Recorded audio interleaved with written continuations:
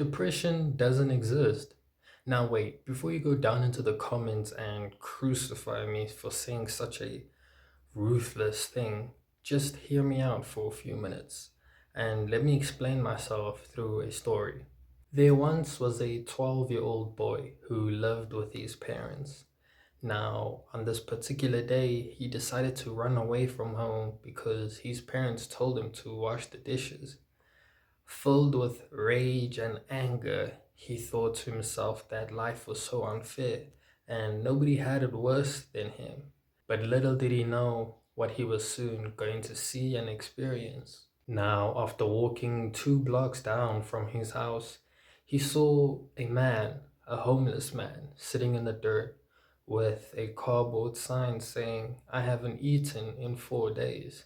Now, although in such a sad situation, the man still greeted the boy with a soft smile. Down the next corner, he saw another man, but this time without no arms and his legs all twisted. Now, he didn't speak, he just looked at the boy with these eyes. Now, with these eyes, the boy could see that the man had accepted what life has thrown at him. Now, down the road, the final blow, the boy saw a young kid, same age as him, crawled up crying. The boy asked him what's wrong, and he answered saying, "My mom and dad just died in a car accident this morning." The boy, filled with shock and sadness, decided to turn around and run back home as fast as he could. And he burst through the door and apologized to his own parents for his own foolishness. The boy learned that day that depression isn't real because sadness is everywhere. What matters is your perspective. Now, the reason why I told you this story is to show you how there's always somebody doing far worse than you. Now, I don't say that to belittle your problems because your problems are no greater than mine and mine are no greater than yours. But it's how we deal with these problems that matters.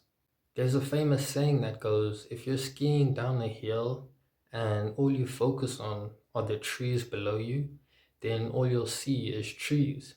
But if you focus on the path that you need to take, then all you'll see is the path. If life gives you lemons, well, it's time to make lemonade. Understand that those sad and disappointing moments are inevitable. We can't run away from them. So all we can do is learn how to juggle them and deal with them in a way that gives us peace and joy. So what I'm trying to say is depression exists, but being depressed should only remain temporary. You should never find yourself being depressed for an extended period amount of time because you end up confusing that depression with your identity. You weren't born to be depressed 24/7. You were born to exist. You were born to experience, to live life and enjoy yourself, to socialize, to make new friends, to create new memories. That's what you were supposed to do. But the funny thing is that your brain doesn't know the difference between the truth and a lie.